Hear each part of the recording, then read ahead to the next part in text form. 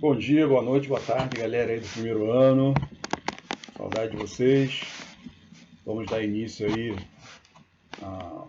ao material de revisão, tá, dos conteúdos abordados aí durante o bimestre. E daqui a 2 semanas as provas se aproximam, né? Provavelmente deve ser daqui a 2 semanas, né? Saiu até já a data, eu não me recordo, mas provavelmente deve ser daqui a 2 semanas. Então já estou providenciando aqui uma revisão, um resuminho de tudo que a gente abordou desde a primeira aula presencial até as aulas à distância, tá? A gente falou sobre potência de 10, a gente falou sobre ordem de grandeza, notação científica, falamos sobre velocidade média, falamos sobre MRU, que é o movimento retilíneo uniforme, gráficos do MRU, gráficos do MRUV. Beleza, gente? Então, essa foi a matéria que eu falei até agora de física do primeiro bimestre para vocês, tá? Passei também alguns exercícios, passei a atividade para entregar na plataforma do livro. Alguns alunos estão tendo dificuldade em acessar a plataforma. Eu estou abrindo a exceção para esses alunos para poder mandar as atividades pelo Zap, pelo contato, né, do Zap, que eu já tenho um grupo de vocês. Então, quem tiver dificuldade em entregar o trabalho, né, a atividade, pode me mandar pelo Zap. Só depois tem que comunicar isso ao colégio, porque deve ser uma forma do colégio de dar frequência ao aluno, né, quando ele entrega pela plataforma. A partir do momento que você não entrega o trabalho pela plataforma, talvez tenha algum problema aí nessa frequência. Aí vocês devem entrar em contato com o colégio para poder tirar essas dúvidas aí, beleza? Então, gente, eu fiz um resuminho aqui no quadro, dos conteúdos, de um resumo bem rápido, bem breve, né? Porque a matéria, quem está acompanhando, né, quem tem o caderno completo, tem toda a matéria no caderno e também tem os materiais em PDF que eu mandei aqui via a distância, né? Via vídeo e via PDF pela plataforma e também pelo WhatsApp, tá? Bom, eu vou direcionar aqui o quadro aqui para a gente poder dar uma olhadinha nesse resumo que eu fiz. Tá? Deixa eu só aproximar um pouquinho aqui. Mais um pouquinho. Beleza? Aproximar aqui. Show. Só vou ligar aqui a luz só um instantinho.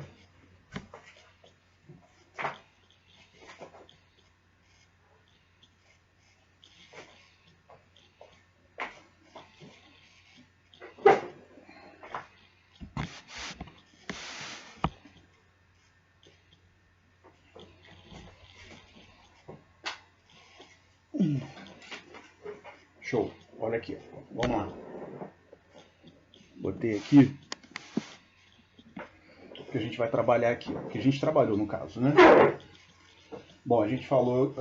Uma das primeiras matérias que a gente falou foi sobre ordem de grandeza, né? E aí eu botei um resuminho aqui de ordem de grandeza. Para você calcular a ordem de grandeza, primeira coisa, o que é a ordem de grandeza? A ordem de grandeza é uma estimativa.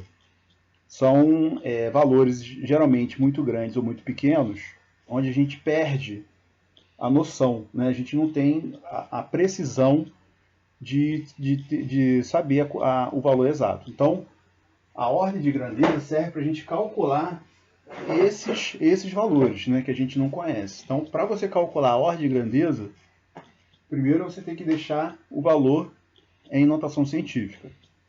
Antes de você deixar em notação científica, você tem que fazer a escolha dentro de uma margem de erro, né? Eu falei isso na aula presencial. Aí dei vários exemplos, né? Vamos supor que você queira saber a distância da ponte Rio, o tamanho da ponte Rio-Niterói. Só que eu quero saber em centímetro. Você tem que primeiro ter a noção da distância da ponte Rio-Niterói, que é em torno de 13 km. Então, a partir desse valor, aí sim, você passa para metro, passa para centímetro, por exemplo, deixa em notação científica, e aí sim você vai calcular a ordem de grandeza. Então, existem alguns pré-requisitos aí para você poder calcular a ordem de grandeza. Um deles é você ter uma noção, ter o bom senso de acertar o valor, né, pelo menos ter um valor próximo da realidade. Então, agora, será que se você, em vez de falar 13 quilômetros, falasse 100 quilômetros, será que a distância da ponte de Niterói vale 100 quilômetros? Acho que não, né? Ou se o aluno colocar, em vez de 13 quilômetros, falar que a distância da ponte Rio-Niterói é de 1 quilômetro, também está fora da margem de erro. Então você tem que ter esse valor que você escolhe, ele tem que estar dentro de uma margem de erro. Tá? Então você tem que saber escolher o valor, escolhido o valor, aí você deixa em notação científica. Lembrando, gente, que notação científica é uma padronização de resultados. Você tem que deixar o valor compreendido no intervalo entre 1 e 10, com 2 algarismos, tá? E seguidos de uma potência de 10. Então é número inteiro, 2 algarismos, seguido de uma potência de 10. Tá? Esse número tem que ter 2 algarismos e pode ser qualquer número compreendido entre 1 e 10, beleza?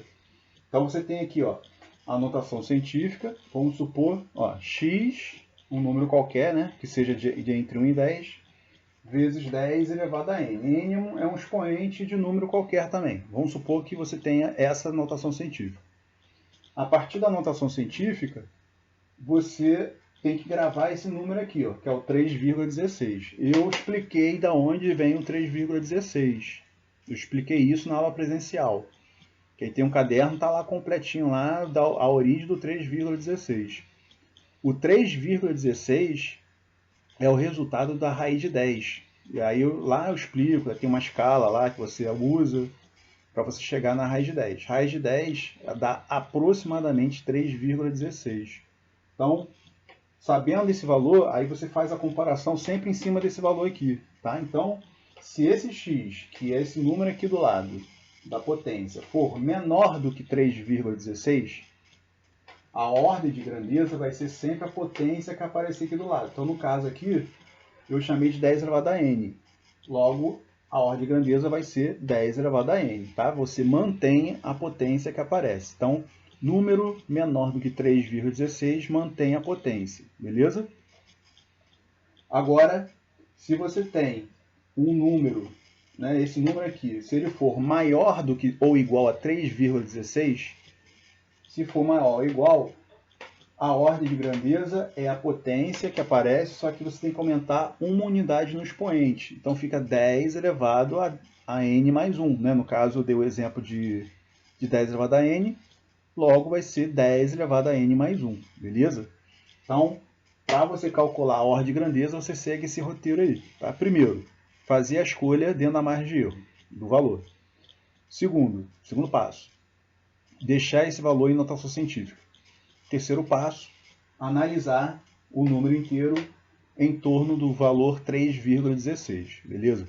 Cuidado para não confundir o 3,16 com aquele macete da transformação da velocidade, que é 3,6. São valores um pouco parecidos, né? Um é 3,16, outro é 3,6.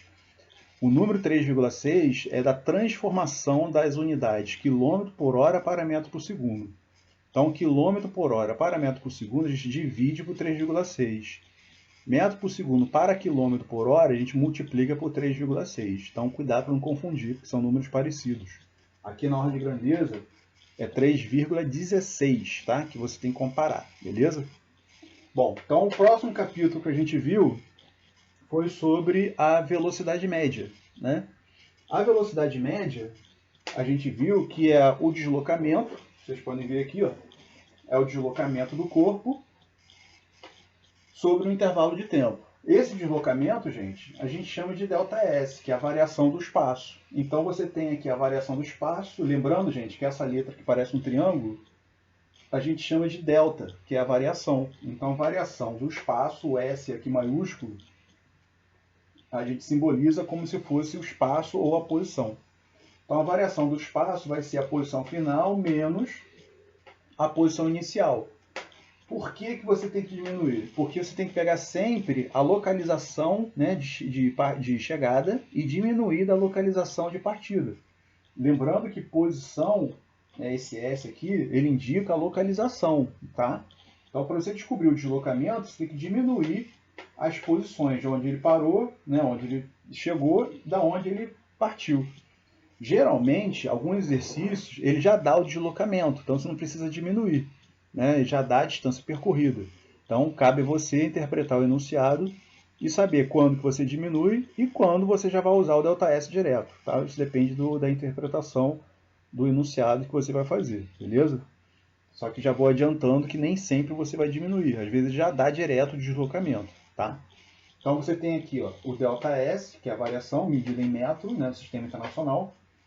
O ΔT é o intervalo de tempo medido em segundo no sistema internacional. Tem na tabela no caderno de vocês algumas unidades padronizadas que eu coloquei no sistema internacional. Então, por exemplo, posição é metro, deslocamento, metro, tempo, segundo, velocidade, metro por segundo, força é Newton, aceleração, metro por segundo ao quadrado. Então, algumas unidades elas são importantes porque se ele pedir sistema internacional, você vai ter que transformar para o SI. E aí como é que a gente transforma? Dê exercícios no caderno de vocês sobre regras de 3. Você vai ter que fazer a regrinha de 3. Então, por exemplo, um corpo levou 10 minutos para sair de um ponto até chegar no outro. 10 minutos.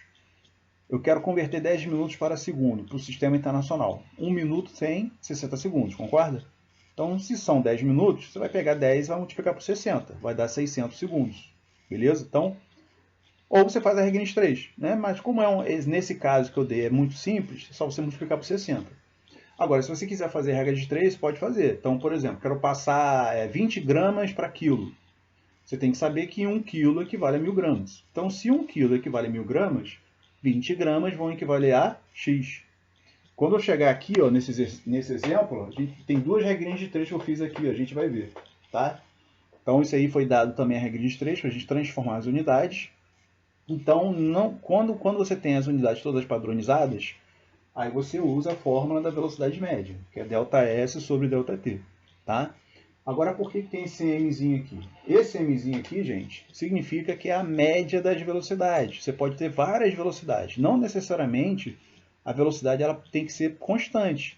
Ela pode ter várias aqui. Então, se você souber a distância percorrida e souber o tempo que ele levou, dividindo um pelo outro, você vai ter o valor da velocidade média desse carro. Tá? Não importa se ele parou, se ele aumentou a velocidade, se ele diminuiu. Mas a média você vai saber, tá? Então, outro detalhe importante da velocidade média, que não importa, se você souber o tempo da viagem e o deslocamento, não importa o que ele faz dentro da viagem. Então, por exemplo, vamos supor que ele levou 2 horas para sair de um ponto ao outro. Dentro dessas 2 horas, ele parou 20 minutos para comer. Esses 20 minutos eu não vou descontar para calcular a velocidade média, porque eu já tenho a duração da viagem, que é de 2 horas, então não interessa o que ele faz lá dentro. Tá? O que me interessa é saber a duração da viagem, 2 horas. Tá? Agora, se ele parou, se ele aumentou a velocidade, aí não me interessa, não vai influenciar no valor da velocidade média, beleza? Bom, a gente deu exercício sobre velocidade média, né? Demos vários exercícios, inclusive do livro, e aí a gente foi para o MRU. O que quer dizer MRU? É o movimento retilíneo uniforme. Isso quer dizer que nesse tipo de movimento, o carro, primeiro, está numa trajetória retilínea, ele não faz curva, e outra coisa, a velocidade dele é constante, não muda. A velocidade vai ser sempre a mesma. A única fórmula que a gente usa, que a gente chama de sorvete, que é a função horária da posição de um carro.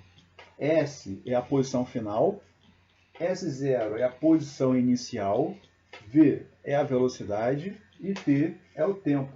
Então, a gente chama de sorvete e é a única fórmula que a gente usa do MRU.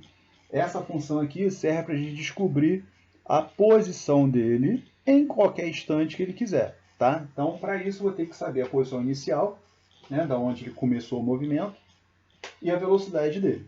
Beleza? Lembrando que o MRU nós temos 2 tipos de movimentos. Temos o movimento progressivo e temos o movimento retrógrado. Para ser um movimento progressivo, a velocidade dele é positiva e os espaços crescem. Ou seja, ele está numa rodovia e as placas informando as posições, elas aumentam. Então ele está no movimento progressivo. No movimento retrógrado, a velocidade é negativa e ele está como se estivesse contra a orientação da estrada. Então as placas elas estão diminuindo. Então é um movimento retrógrado, beleza? Fizemos alguns exercícios também, inclusive alguns exercícios de encontro de móveis, né? Que aí você tem que saber montar a função horária de cada móvel. Você vai ter que igualar as posições, né? A função horária de cada móvel, porque quando você tem um encontro, a posição de uma tem que ser igual à posição da outra. E aí a gente fez alguns exercícios sobre MRU, beleza? Falamos agora sobre o MRUV, que é o movimento retilíneo uniformemente variado. Agora, nesse tipo de movimento, a velocidade agora ela varia. Ela não é mais constante que nem no MRU. Então, no MRUV, você tem a variação da velocidade e como agora tem a variação da velocidade, surge a aceleração. Então, a aceleração agora ela é existente, ela aparece nas equações. Por quê? Porque a velocidade ela pode aumentar como pode diminuir. Se a velocidade aumenta, a aceleração é positiva. Se a velocidade diminui, a aceleração é negativa. Lembrando, gente, que a aceleração ela é sempre constante. Então, a taxa de variação ela vai ser sempre uniforme. Tá? Então, no MRUV, você também tem dois tipos de movimentos, que é o movimento acelerado e o retardado. Para ser movimento acelerado, o sinal da velocidade e da aceleração têm que ser iguais. Tá? Para ser movimento retardado, os sinais da velocidade e da aceleração têm que ser diferentes, beleza? Então, MRU, progressivo e retrógrado, MRUV, acelerado e retardado. Lembrando, gente, quem quiser saber mais, leia o capítulo do livro e também tem no caderno as observações que eu fiz, beleza? Bom, então nós temos agora aqui, gente, 3 equações de MRUV, diferente do MRU, que só tínhamos uma. Aqui nós temos 3, que a gente chama de V vezes 0 mais AT, ou seja, função horária da velocidade. Temos a fórmula que a gente conhece como sorvetão, que é a função horária da posição. E temos agora a equação de Torricelli, né? Então, essa primeira aqui, V, é velocidade final. V0 é velocidade inicial, né? A, de aceleração. T, de tempo.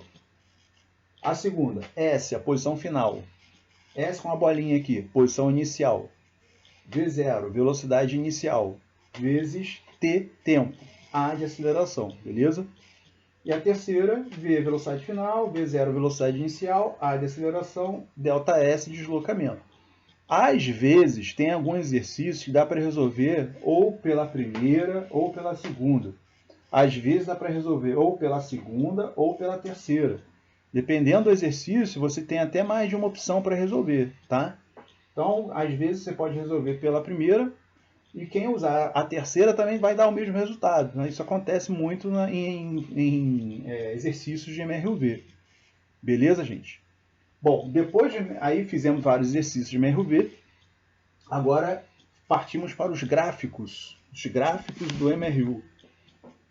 Bom, gente, gráficos do MRU, nós temos dois tipos de gráficos. Nós temos o gráfico da posição com o tempo e temos os gráficos da velocidade com o tempo.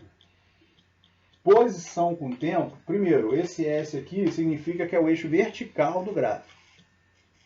Esse T é o eixo horizontal do gráfico. Então, quando você tem um gráfico onde o eixo vertical é a posição e o eixo horizontal é o tempo, para ser um gráfico do MRU, primeiro tem que ser uma reta. Segundo, tem que ser uma reta inclinada. Tá? Então, se ele for uma reta e inclinada, quando eu falo inclinada, pode ser subindo ou descendo. Se ele estiver subindo, aí a velocidade é positiva. Se ele estiver descendo, o movimento é retrógrado, a velocidade é negativa. Tá? Então, se a reta for inclinada, é um gráfico do MRU. Beleza? Agora, outro tipo de gráfico é o gráfico da velocidade com o tempo. Gráfico da velocidade com o tempo também vai ser uma reta, só que essa reta ela é paralela ao eixo do tempo. Por quê? Porque no MRU a velocidade é constante. Então você vai ter a reta sempre assim. Ó. O eixo vertical tá aqui, o eixo horizontal do tempo está aqui, e aqui vai ser a reta. Então ela nunca vai ser assim inclinada em relação ao eixo do tempo. Ela vai ser sempre paralela em relação ao eixo do tempo, porque a velocidade ela não muda. Tá? Então, nós temos aqui no gráfico do MRU dois tipos de gráficos e chegamos nos gráficos do MRUV. temos 3 tipos de gráficos do MRUV. Primeiro gráfico, posição com tempo. Segundo gráfico, velocidade com tempo. Terceiro gráfico, aceleração com tempo. Para ser um gráfico da posição com tempo, o gráfico do MRUV vai ter que ser uma parábola, tá? E aí há várias informações nesse gráfico que eu vou falar mais adiante, tá? Quando você tem um gráfico da velocidade com tempo, tem que ser uma reta, e essa reta ela tem que ser inclinada. Olha a diferença, hein, gente? MRU, velocidade com tempo, a reta é paralela. No MRUV, velocidade com tempo, a reta é inclinada, tá? Então, cuidado, tem a diferença entre os dois. E o terceiro gráfico é da aceleração com tempo. Para ser um gráfico da aceleração com tempo, a reta tem que ser paralela, tá? Porque a aceleração ela é sempre constante. Bom, vamos lá. Vamos falar desse gráfico aqui, ó, da posição com tempo sendo uma parábola. Bom, primeira coisa, a parábola ela pode ter concavidade para cima ou para baixo, né? Se a concavidade da parábola for para cima, no caso assim, ó, se ela estiver voltada para cima, a aceleração do carro ela é positiva. Se a concavidade da parábola estiver voltada para baixo, aí a aceleração do carro é negativa, tá? Outro detalhe, o ponto mínimo de uma parábola, exatamente aqui, ó, o ponto mínimo da parábola, a gente chama de vértice. Então, no caso, se você tem a concavidade para cima, o ponto mínimo a gente chama de vértice. Agora, se você tem a concavidade para baixo, o ponto máximo a gente chama de vértice. Então, é no vértice onde o carro para. Ele muda de sentido ali. Então ele estava num sentido, parou no vértice e depois ele dá marcha ré, como se fosse isso. Exemplo, tá aqui para vocês que eu fiz, ó. Outro quadro tá aqui, ó. A parábola. Então vamos aí, ó, vamos analisar essa parábola aí, ó. Aqui nesse caso. Ó lá. Aqui no caso, gente, eu botei uma parábola de concavidade para cima. Bom, eu já sei então, ó, se nesse caso aqui a concavidade é para cima, eu sei que a aceleração é negativa, tá? Desculpe, aceleração é positiva. Se a concavidade está para cima, a aceleração é positiva. Agora um outro detalhe aqui, ó. Se bate no vértice, gente, o vértice, como eu falei, é onde a velocidade é zero. Agora vamos interpretar esse ponto aqui do vértice. Vamos lá. Primeiro a gente começa a ler o gráfico da esquerda para a direita. Então aqui a parábola decresce, ó, ela decresce, chega no vértice e depois cresce. Então ela desce e depois sobe. Se na primeira parte da parábola ela desce, né, ela decresce, eu sei que a velocidade é negativa nessa parte aqui. Após o vértice, a parábola volta a crescer. Então eu sei que na segunda parte da parábola a velocidade ela é positiva. Bom, então, se antes do vértice a velocidade era negativa e após o vértice a velocidade é positiva, bom, então eu posso afirmar que no vértice, exatamente aqui nesse ponto mínimo, a velocidade é sempre zero. Tá? Então, por isso que no vértice a gente sempre diz que o carro muda de sentido, porque ele estava antes da parábola num sentido e após o vértice no outro sentido. Então houve uma mudança de sentido aí. Tá? É onde o carro inverte o sentido. Então você tem aqui a concavidade para cima, a aceleração positiva, e quando bate no vértice, o instante correspondente ao vértice da parábola é onde a velocidade é zero, e aí a gente fala que é a mudança de sentido. Beleza, gente? Vamos voltar aqui ao exercício aqui, que eu deixei um exemplo para a gente falar sobre... Vamos falar sobre a ordem de grandeza aqui, ó. Botei um exemplo aqui. Aqui, ó. Olha lá. Esse exemplo, essa questão, no caso, é a questão 13, tá? É a questão 13 da revisão. Questão 13 da revisão. Vamos lá, vamos fazer isso aqui. Ó, seguinte, você tem aqui um volume de água de 500 metros cúbicos a cada 1 segundo. Então, vocês podem ver aqui que eu peguei os dados do problema. A lista de revisão já está para vocês aí no WhatsApp. Então, você tem aqui um volume 500 metros cúbicos durante 1 segundo. Tá?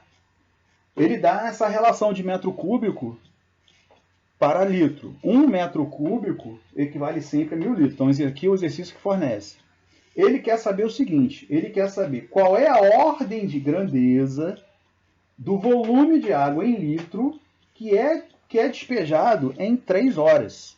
Lembrando que a cada 1 segundo você tem um deslocamento de 500 metros cúbicos de água. Então, a primeira coisa que eu fiz aqui, usei uma regrinha de 3 aqui. Ó, 1 metro cúbico equivale a 1000 litros. Bom, se eu sei que 1 metro cúbico equivale a 1000 litros, 1 metro cúbico equivale a 1000 litros, 500 metros cúbicos, né, que eu vou ter que passar esse metro cúbico aqui para litro, já como ele quer saber em litro, eu vou ter que pegar 500 metros cúbicos, vão equivaler a quantos litros? Aí eu chamo de X. Então, vocês podem ver que eu botei metro cúbico debaixo de metro cúbico. E aí, a partir do momento que eu faço essa regrinha de 3, eu multiplico cruzado aqui.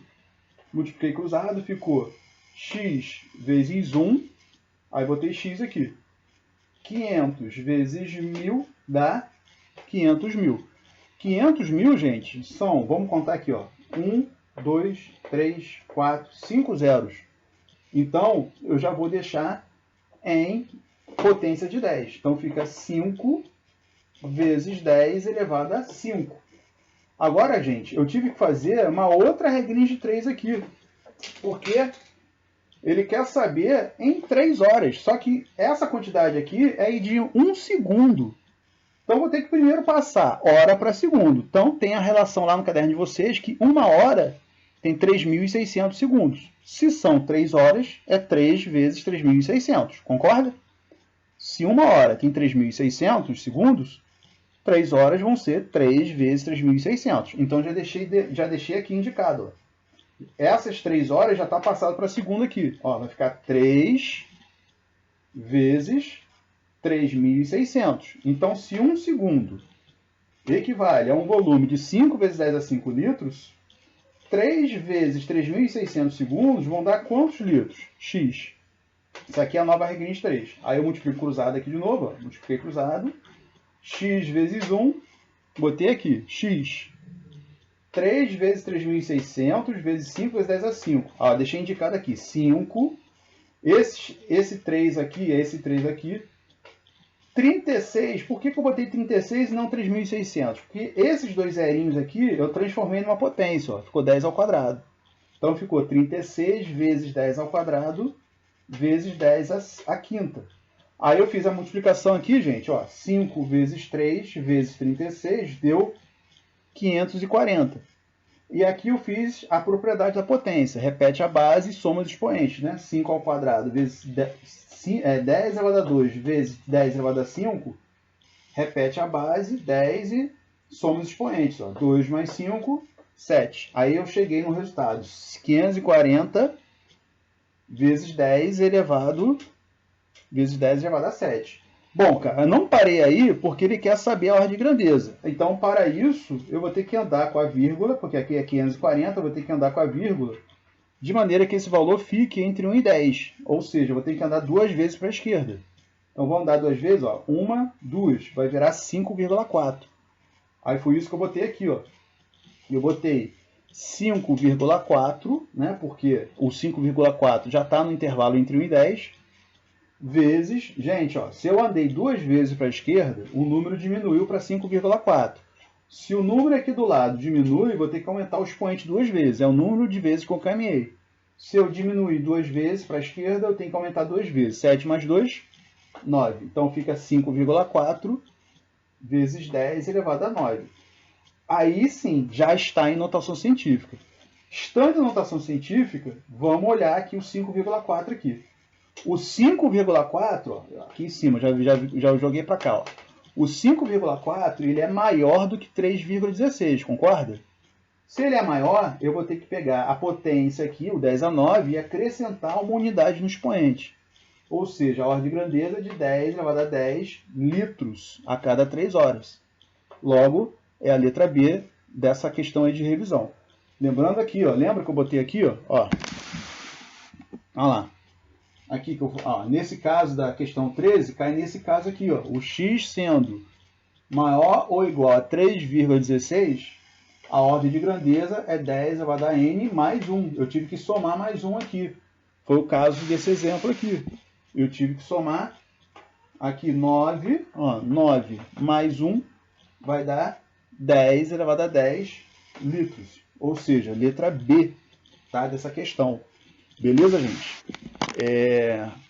Próximo vídeo a gente agora começa a fazer, né, além dessa 13 que eu já fiz, a gente faz mais questões aí da lista de revisão e vocês vão ganhar o gabarito de todas essas questões aí. Só vou dar um tempinho para vocês tentarem resolver sem o gabarito. Mas aí brevemente eu disponibilizo aí o gabarito para vocês. Beleza, gente?